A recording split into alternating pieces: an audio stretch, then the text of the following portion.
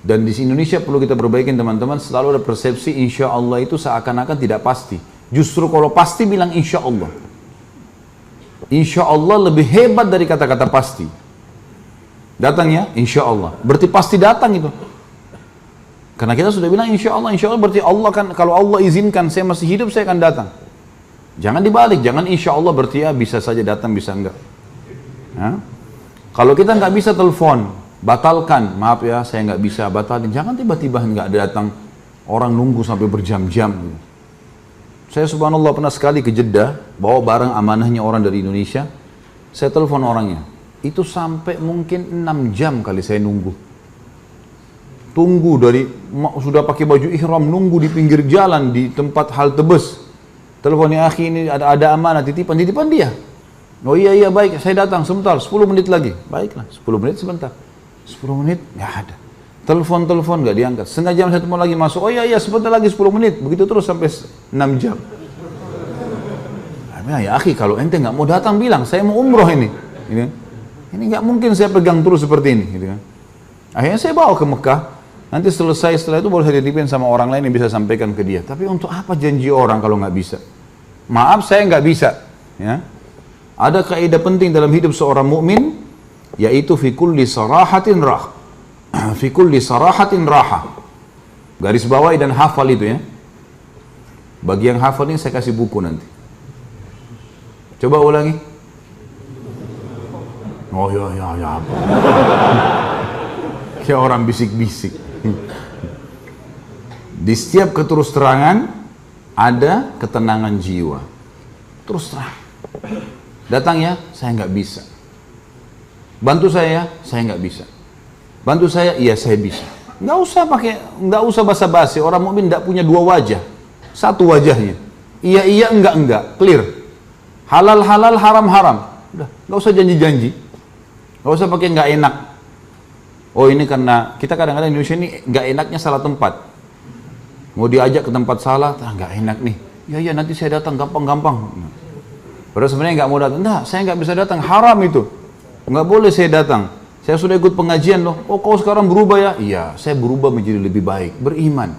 Mudah-mudahan kau juga bisa rasain. Gitu. Ayo kita ketemu di diskotik ya, nggak bisa, haram. Saya sudah tahu sekarang. Kamu yang hadir pengajian saya ya balik aja dia. Besok nggak telepon lagi tuh. Dia sudah tahu udah berubah nih.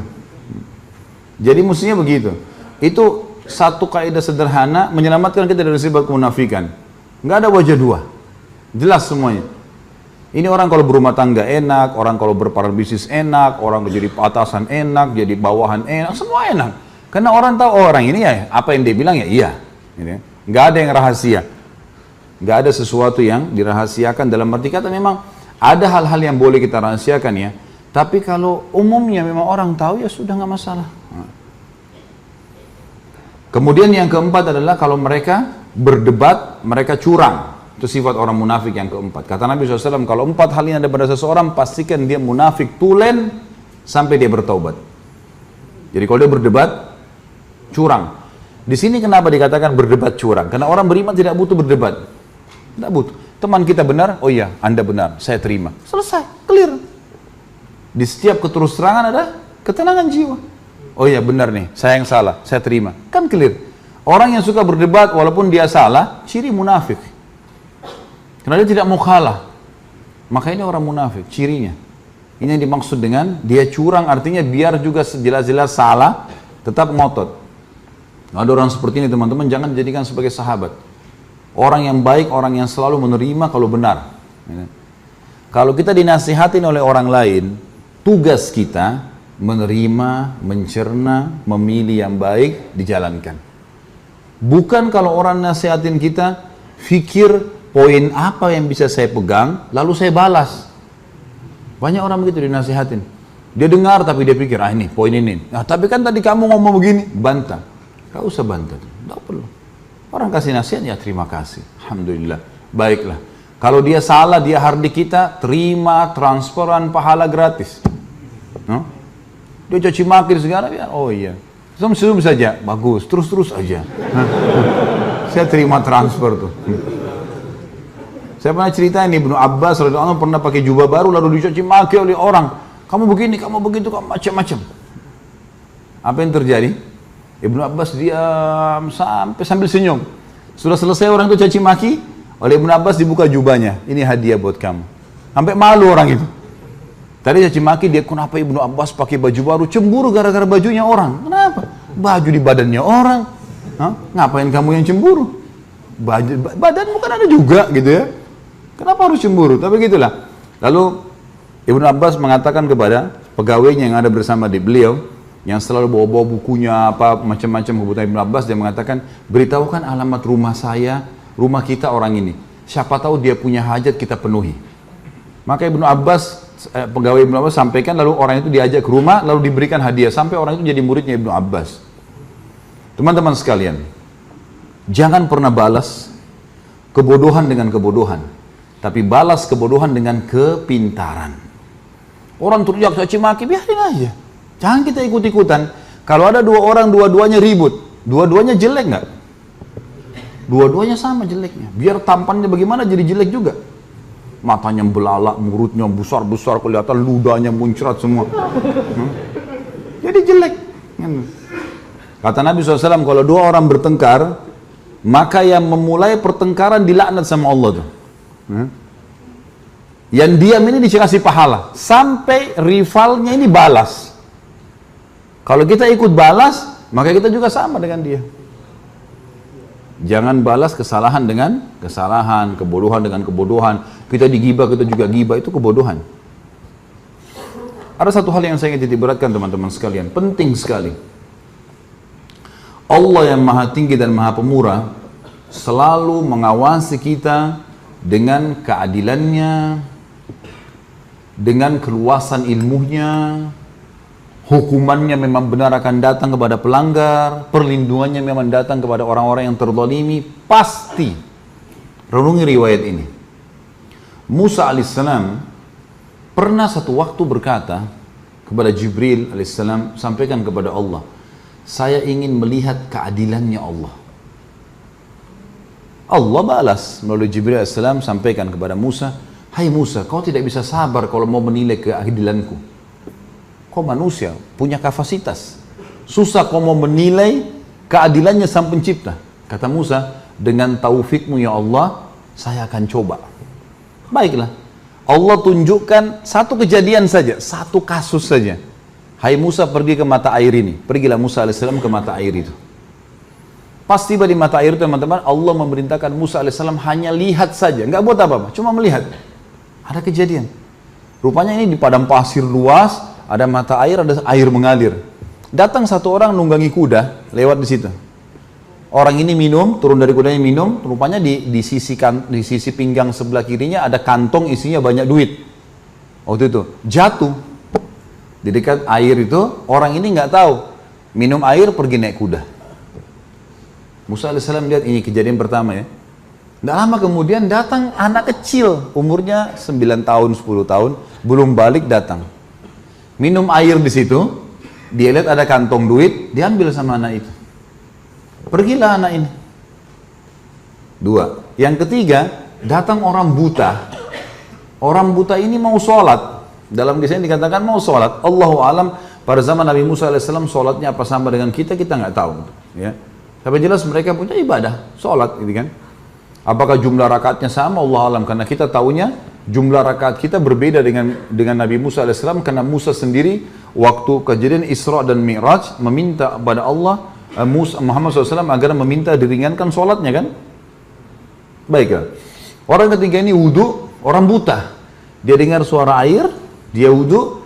Waktu dia lagi wudu mau sholat, orang yang naik kuda kembali. Dia cari mana uangnya nih. Lalu dia bilang, Pak buta, kamu ya yang ambil uang saya. Kata orang buta itu, saya nggak ambil uang. Saya buta, uang apa? Saya nggak bisa lihat. Enggak, kau pasti ambil uang. Tadi saya turun di sini, saya minum sini, uangnya jatuh di sini.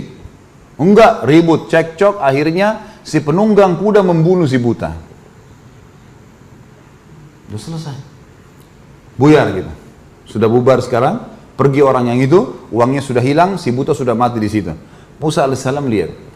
Musa berdoa sama Allah, ya Allah, saya nggak sabar lihat ini. Ini kejadian. Mereka tidak saling tahu nih ceritanya, tapi Musa lihat dengan mata kepala, jadi tahu maksudnya, kasusnya kan. Lalu Jibril datang mengatakan, hai Musa, Tuhanmu mengirimkan salam kepadamu dan mengatakan, makanya sudah dikatakan kau tidak akan sabar, hai Musa.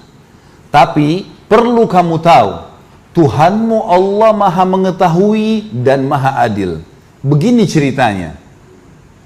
Si penunggang kuda itu tadi yang jatuh duitnya, dengan hikmah Allah jatuh dari dia, itu adalah tuannya, majikannya, anaknya, ayahnya si anak yang mengambil uang. Anak ini tidak tahu kalau ini majikan ayahnya dulu. Tapi rupanya ayahnya si anak ini pernah bekerja sama si penunggang kuda. Pernah bekerja sama penunggang kuda ini tidak memberikan gajinya. Dan subhanallah gajinya senilai kantong itu. Jatuh dengan hikmah ilahi. Anak ini nggak tahu kalau ini dulu yang zalimi ayahnya. Dia datang mau minum di padang pasir, ada duit diambil. Allah dengan kemahaadilannya memberikan haknya si ayah anak ini dengan caranya. Lalu yang buta bagaimana?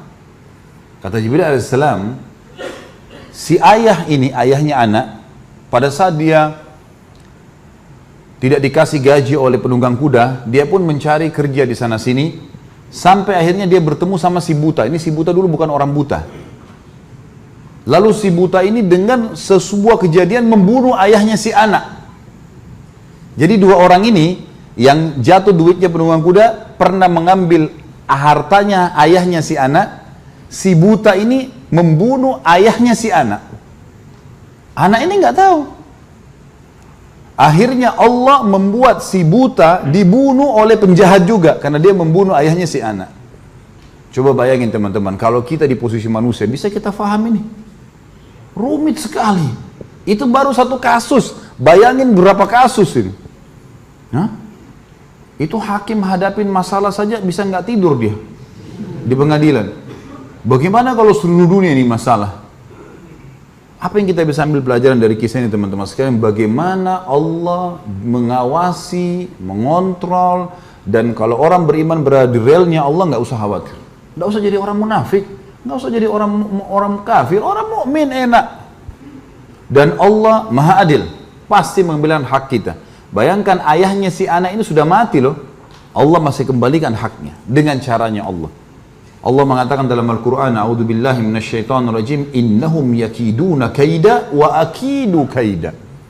Mereka mau ngatur tipu daya, aku juga mengatur tipu daya, kata Allah. Nggak bisa buat apa-apa mereka. Jadi teman-teman sekalian, tidak usah khawatir. Ada banyak orang lemparkan isu umat Islam lagi terdesak, nanti akan dibantai. Isu semua. Kita punya wahyu dari langit, orang beriman akan menang. Selesai konsepnya. Mati terbunuh, mati syahid. Terzalimi, ambil haknya di akhirat. Nggak ada yang hilang. Nggak ada yang hilang. Jadi bagaimana saja kita berada di realnya Allah. Ya. Dan setiap kali antum menghadapi sebuah masalah teman-teman sekalian, yang paling pertama lakukan muhasabah diri sendiri dulu. Bisa saja Allah mau kita beristighfar dengan hikmahnya. Kita punya salah, bertaubat, astagfirullah wa atubu ilaih. Kita taubat kepada Allah SWT. Insya Allah kalau itu permasalahannya connect, nanti sisi itu berhenti gitu. Pemicu kita jadi masalah ini akan berhenti dengan hikmah Allah. Karena sebenarnya sumbernya di sini. Kalau kita tidak melakukan perbuatan, sudah tenang aja. Pasti ada sesuatu yang Allah inginkan, peninggian derajat kah? Akhirnya nanti orang dikenal, nanti ini A, B, C, banyak hal lah. Kita berada di ranah, di zona yang dikuasai oleh Allah teman-teman sekalian. Allah melihat, Allah mengawasi segala-galanya. Orang beriman akan tentram dengan itu.